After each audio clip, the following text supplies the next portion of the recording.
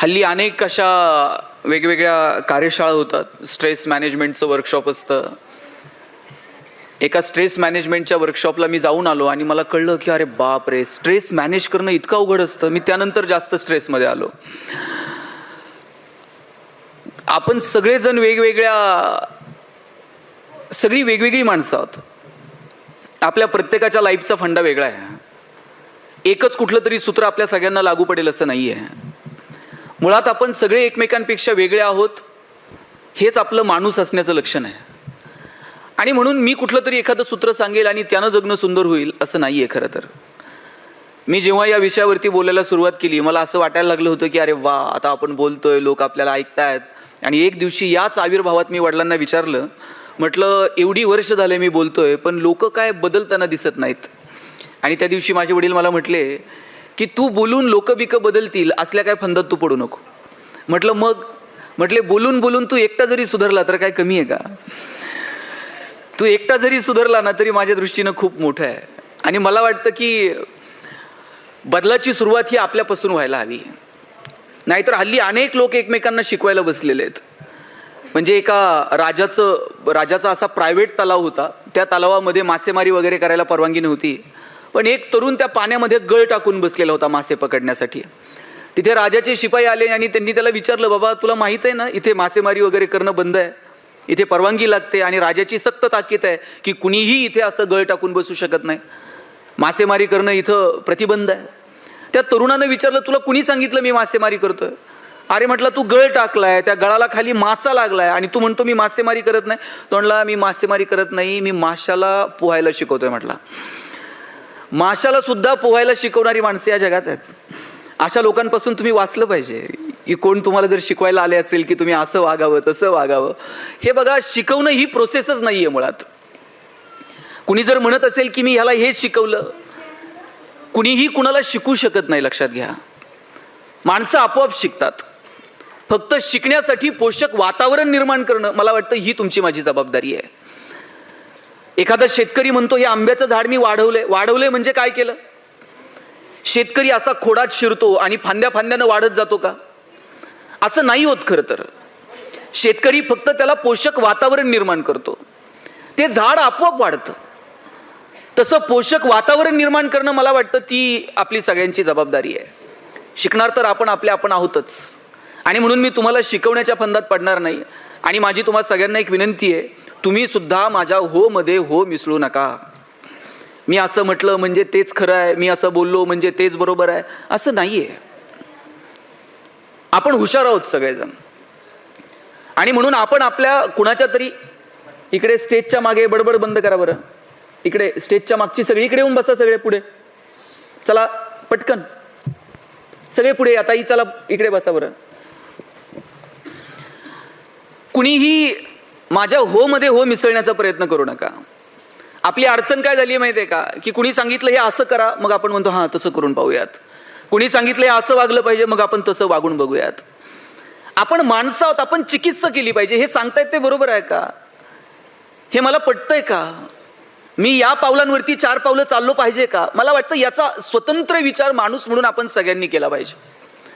आजवर कुणीतरी सांगत आलं हे असं आहे, आपण त्याच्यावरती विश्वास ठेवत आंधळेपणानं चालत राहिलो आणि त्याचे परिणाम आपल्याला भोगावे लागले. आपण सगळे एकमेकांपेक्षा वेगळे आहोत. आपल्या सगळ्यांचं जगणं वेगळं आहे. आणि म्हणून आपली चिकित्सा आपण करूयात, विचारांची चिकित्सा करूयात आणि मग ठरवूयात की आपल्याला कुठे चालायचं आहे ते. मी एक तुम्हाला गंमत सांगतो. मी ज्या कॉलनीमध्ये राहतो तिथे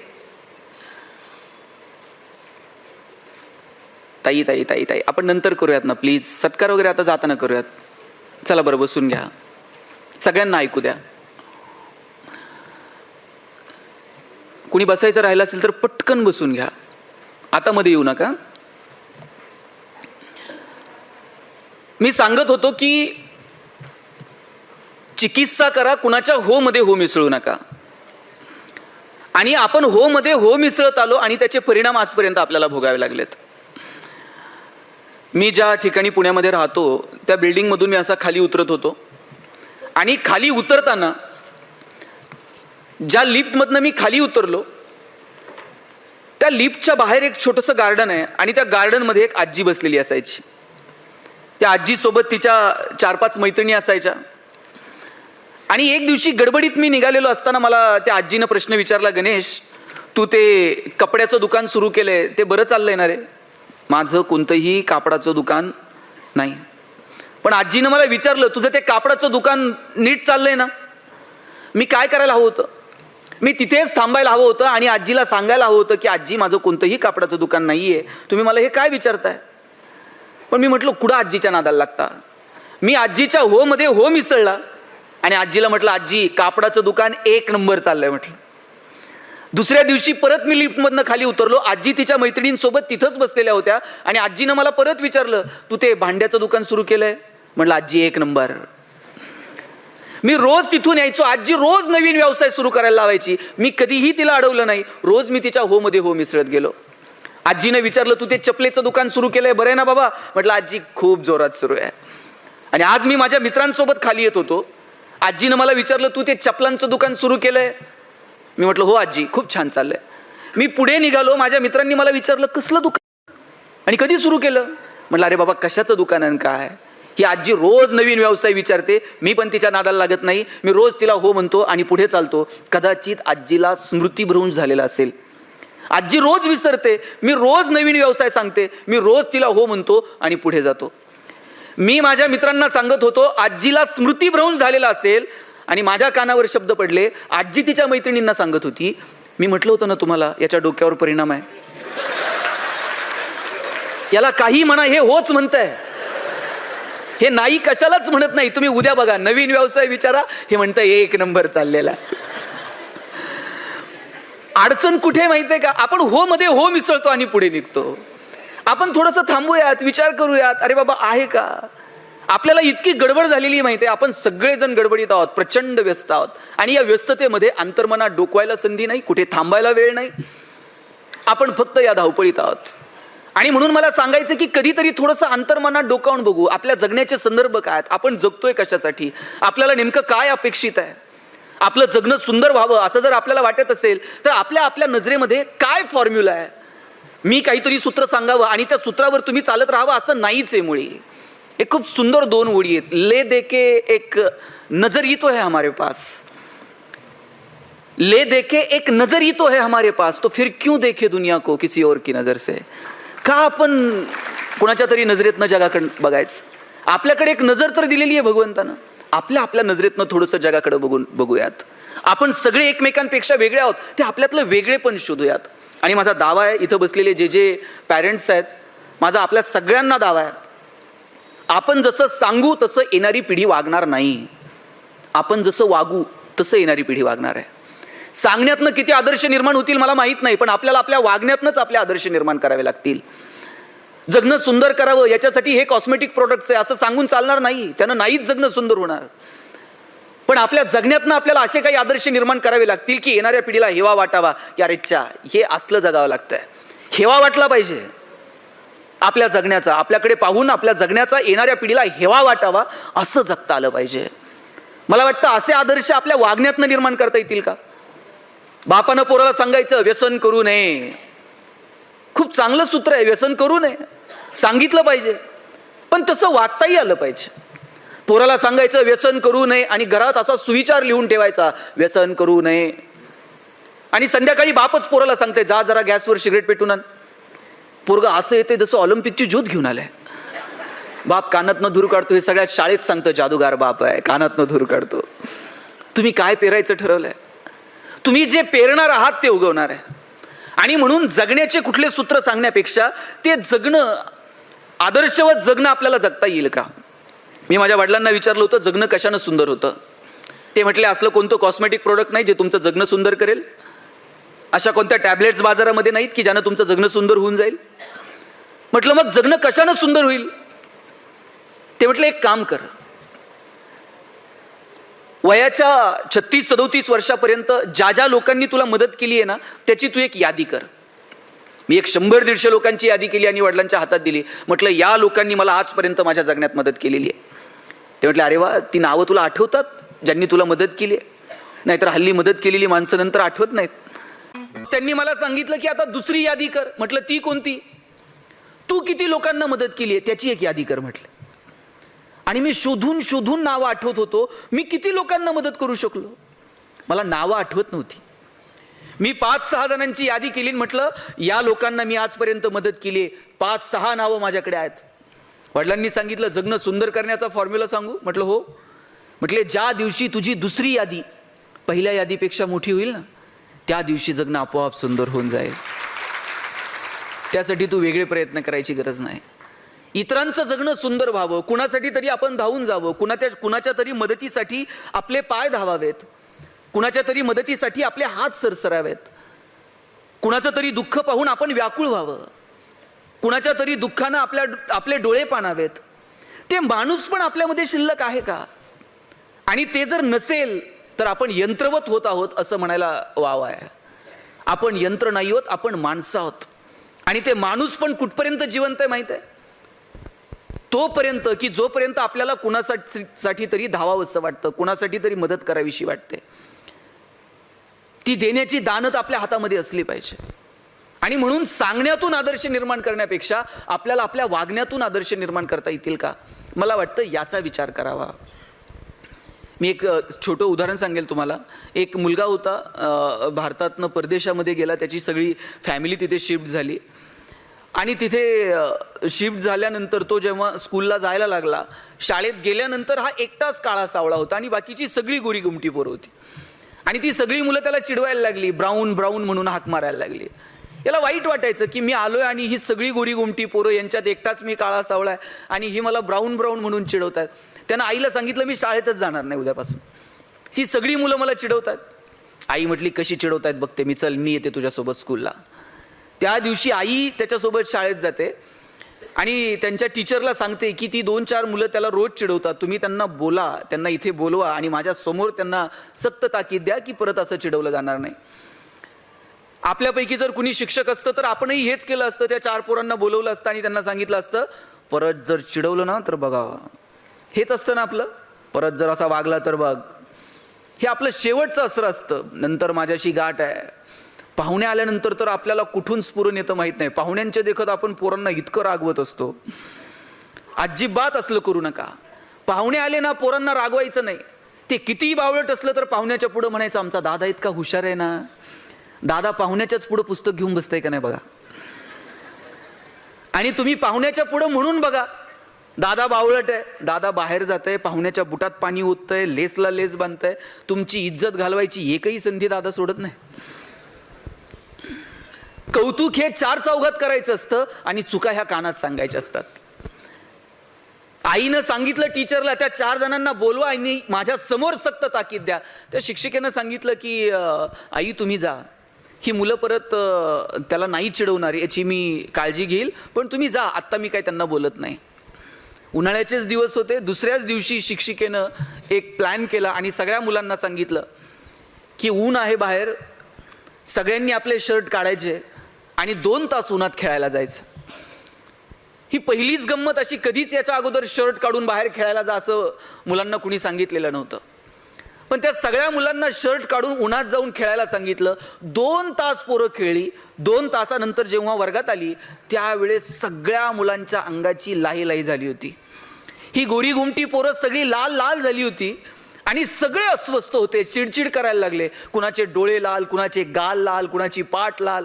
आणि कितीतरी मुलं चिडचिड करत मॅडमकडे गेले आणि म्हटले तुम्ही काय आम्हाला शर्ट काढून खेळायला लावलंय, आमची पाठ लाल झाली, अंगाची लाई लाई होतीये.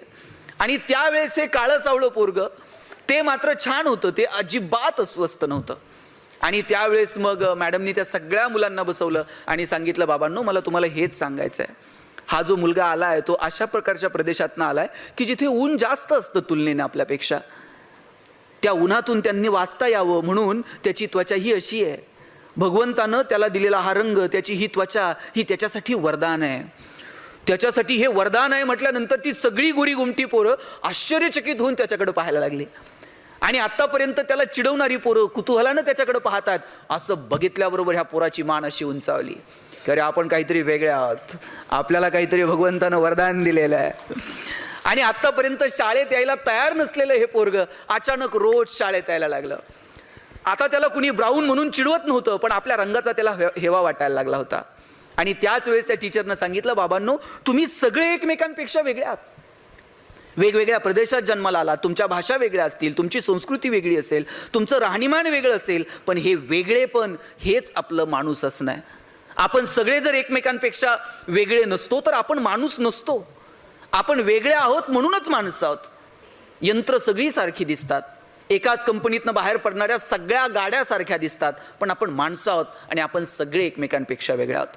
आपलं वेगळेपण ज्या दिवशी आपल्याला ओळखता येईल ना मित्रांनो, त्या दिवशी जगणं सुंदर होऊन जाईल. फक्त आपल्याला आपल्यातलं वेगळेपण ओळखता आलं पाहिजे. इथं बसलेला असा एकही माणूस नाहीये की ज्याच्यामध्ये काहीच वेगळेपण नाहीये. आपण सगळे एकमेकांपेक्षा वेगळे आहोत. ताईंनी छान प्रोग्राम ऑर्गनाईज करावा, कुणीतरी छान पत्रकारिता करावी, साहेबांनी छान क्लासेस चालवावेत. आपण सगळेजण वेगवेगळ्या प्रोफेशनमध्ये आहोत आणि आपण सगळ्यांमध्ये काहीतरी भगवंतानं वेगळेपण दिलेलं आहे. मला एक सांगा, सचिन तेंडुलकर सारखा षटकार ऐश्वर्या रायला मारता येईल का? ऐश्वर्या राय सारखा ठुमका लता दिदींना देता आला असता का? लता दिदींसारखं गाणं अशोक सराफला म्हणता येईल का? तुम्ही जर मला म्हटले ना भाषण कर, मी 2 तास बोलेल. पण तुम्ही जर मला म्हटलं एवढ्या लांबून आलाय नगरवरून, जाता जाता चंद्रपूरमध्ये एखादी कुस्ती करून जा, आपल्याच्यानं जमणार नाही. जगात प्रत्येकात काहीतरी वेगळं आहे. फक्त ते वेगळेपण तुम्हाला ओळखता आलं पाहिजे. तुम्हाला मी एक गंमत सांगतो, कुणात काय वेगळेपण असेल ना हे सांगता येत नाही. मी ज्यावेळेस कॉलेजला गेलो, पुण्यामध्ये मी डी वाय पाटील कॉलेजला MBA ला ॲडमिशन घेतलं. पहिलंच वर्ष होतं साहेब आमचं. आणि माझ्या सरांनी मला विचारलं, गणेश तू कॉलेजच्या गॅदरिंगमध्ये पार्टिसिपेट होणार का, भाग घेणार का? मी म्हटलं मी घेणार, सांस्कृतिक कार्यक्रमात मी पार्टिसिपेट होणार आहे. मला म्हटले तू काय करणार आहेस? मी म्हटलं आत्ता ताई जशा सूत्रसंचालन करत होत्या तसं मी गॅदरिंगचं सूत्रसंचालन करेल. नाचता येत नाही, गायला गळा लागतो, आमच्याकडे नरडा आहे, त्यामुळं गाणं डान्स हे प्रांत आमच्यासाठी नाही येत, मी सूत्रसंचालन करतो. सर म्हटले तुला MBA कशात करायचं आहे? मी म्हटलं ह्युमन रिसोर्स मॅनेजमेंटमध्ये करायचं. ते म्हटले ज्याला ह्युमन रिसोर्स मॅनेजमेंटमध्ये MBA करायचं आहे ना, त्यानं अशी इंडिव्हिज्युअल ॲक्टिव्हिटी करू नये. त्यानं वर्गातल्या 10 पोरांना गोळा करावं, त्यांच्या स्ट्रेंथ विकनेस ओळखाव्यात, त्यांना कुठे संधी देता येईल त्याचा विचार करावा. अरे लीडरशिप करता आली पाहिजे ज्याला ह्युमन रिसोर्समध्ये MBA करायचं आहे. तू ग्रुप ॲक्टिव्हिटी कर. आता ग्रुप ॲक्टिव्हिटी काय करणार?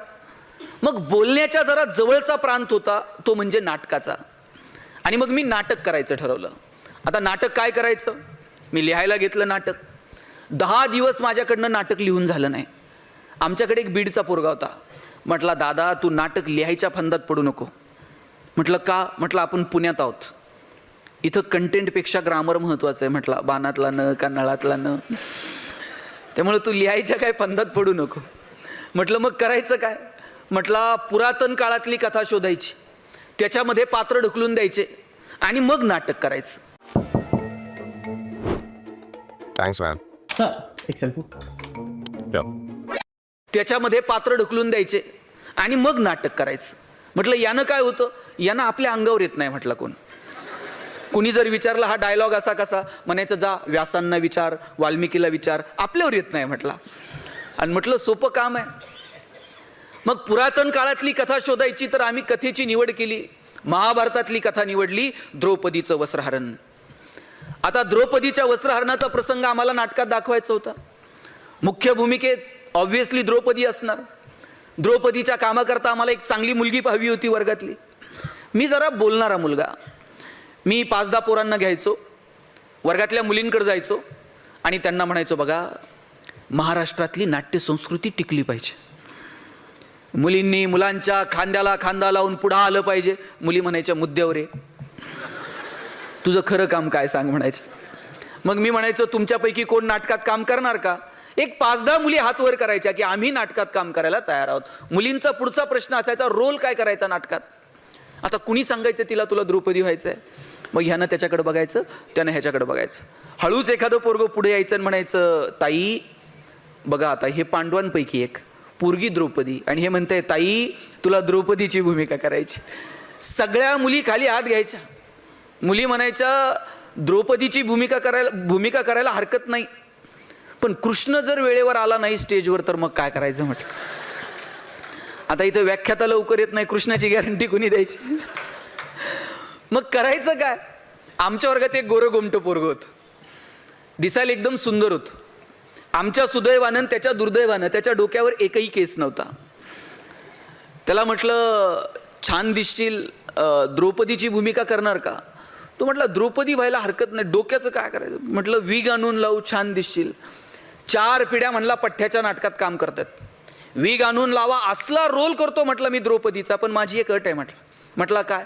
म्हटलं मी द्रौपदी व्हायला तयार आहे, पण ते दुर्योधनाला सांगून ठेवा, फार एक्साइट व्हायचं नाही. त्याला म्हटलं दुर्योधन माझ्या ऐकण्यातला आहे, तू काळजी करू नको. आता सगळे माझ्या ऐकण्यातले होते. मला भीम सापडत नव्हता. भीम जरा धष्टपुष्ट पाहिजे. आम्ही सगळी किडकिडीत शरीर एसटीची पोरं. मी डी वाय पाटील कॉलेजला शिकायचो. शेजारी इंदिरा कॉलेज होतं. 2 कॉलेजच्या मध्ये एक जिम होती आणि जिममध्ये व्यायाम करणारं पोरगं रोज कॉलेजच्या बाहेर बुलेटवर चक्रा मारायचं. प्रत्येक कॉलेजच्या बाहेर अशी 2-4 असतात.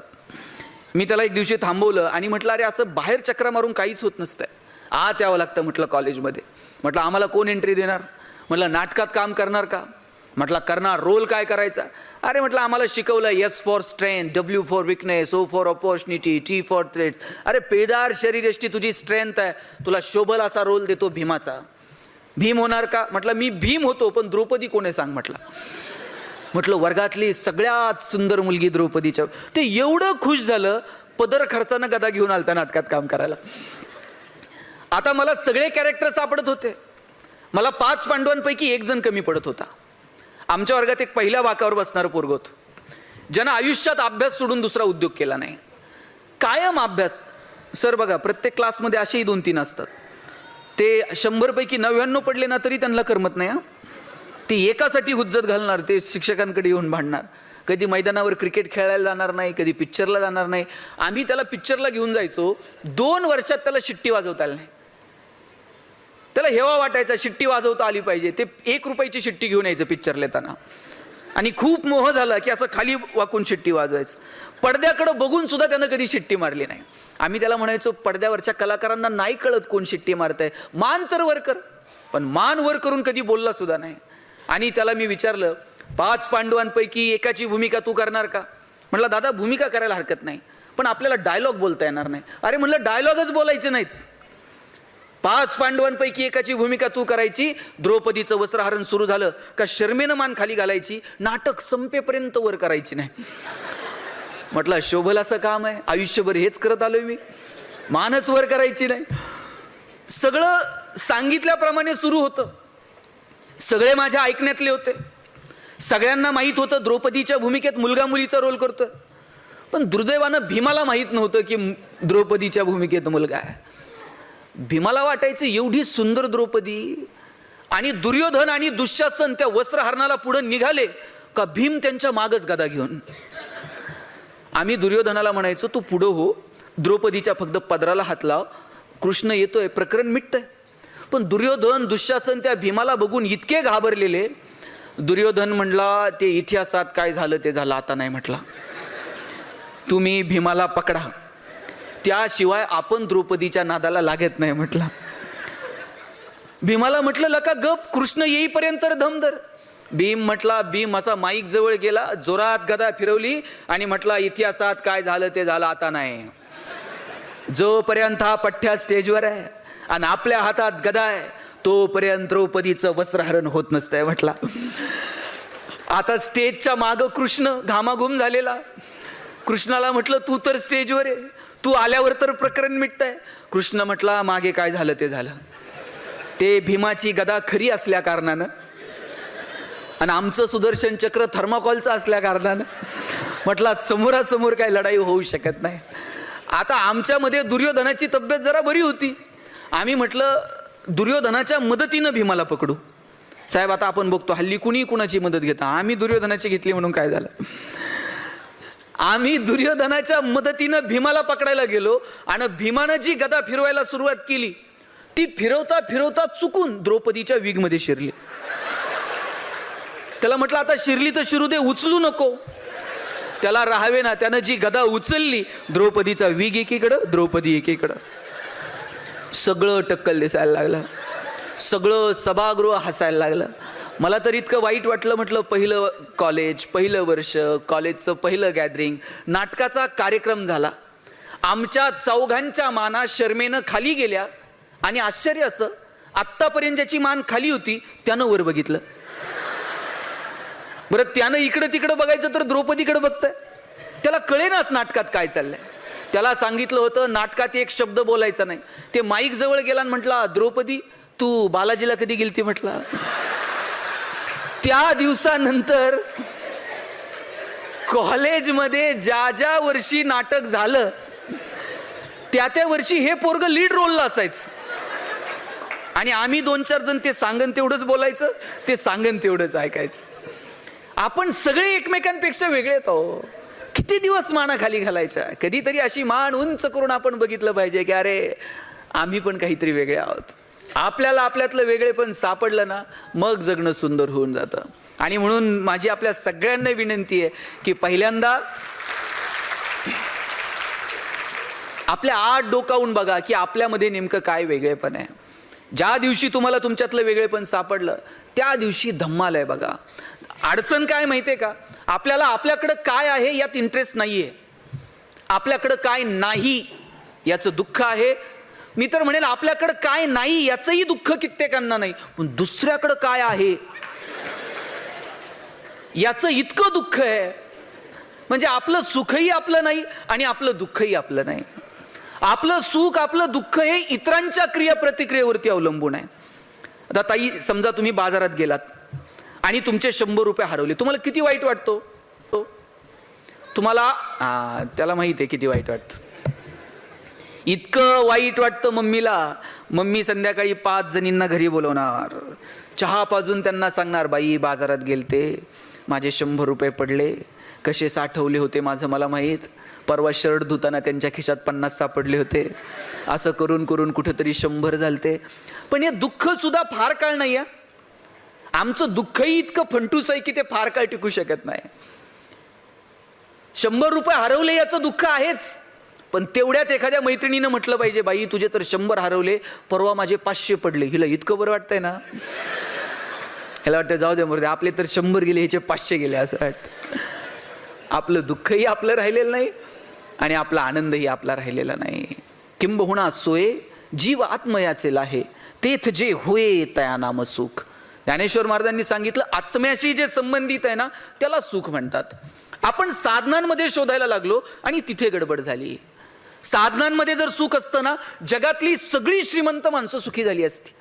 पण सगळे श्रीमंत सुखी आहेत का आणि सगळे गरीब दुःखी आहेत का?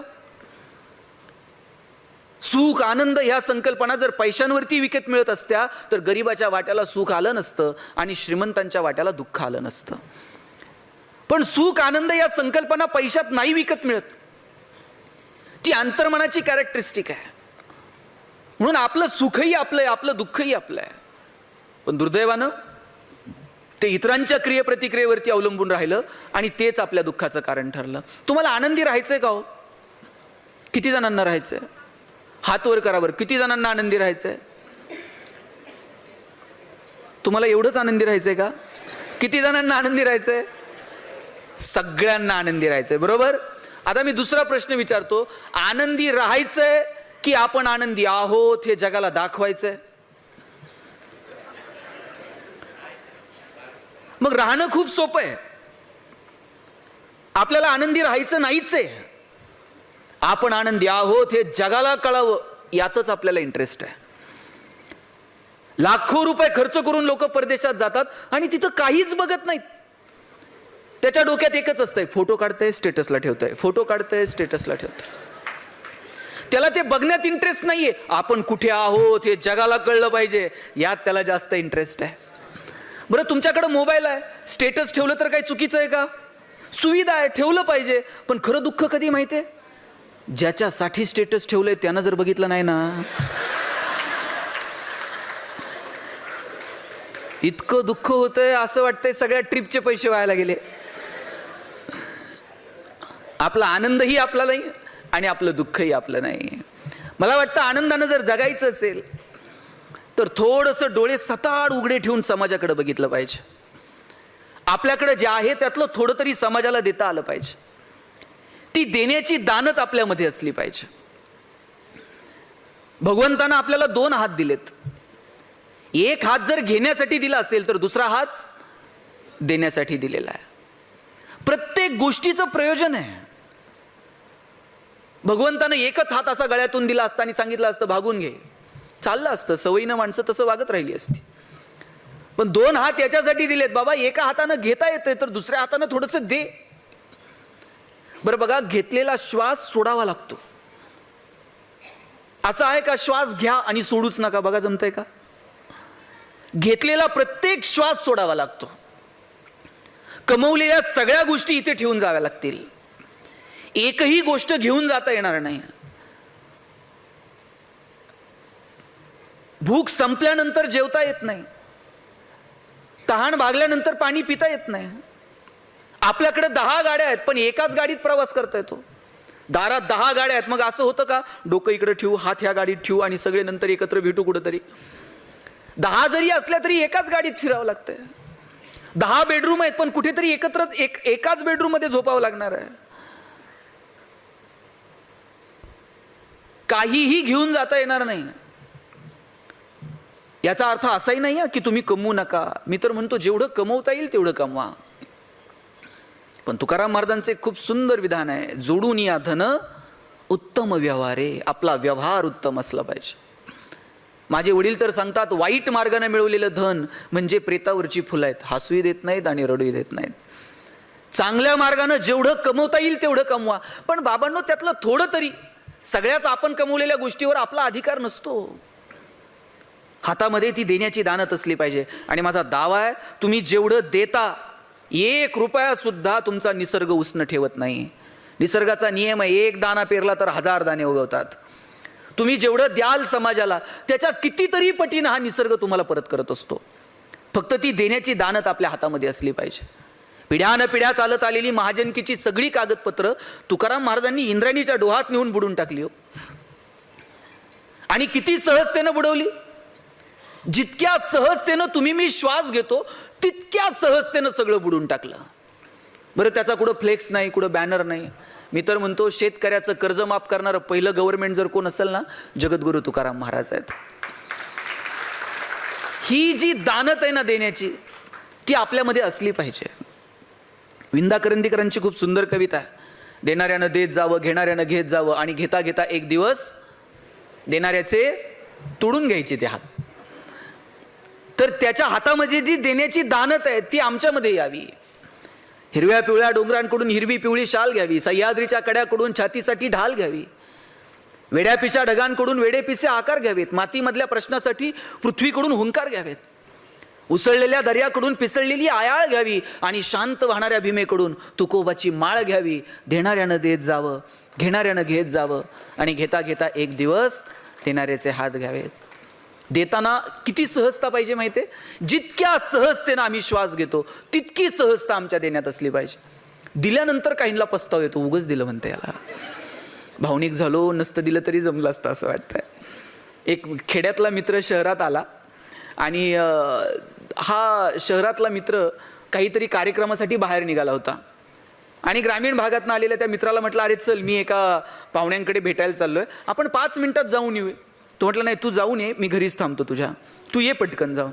अरे चल रे माझ्यासोबत. अरे म्हटलं माझे कपडे बघ, मी आत्ता गावाकडनं आलो, माझ्याकडे आत्ता ड्रेस पण नाही की तुझ्यासोबत कुणाकडे भेटायला यावं, असं चांगले कपडे माझ्याकडे नाही आहेत.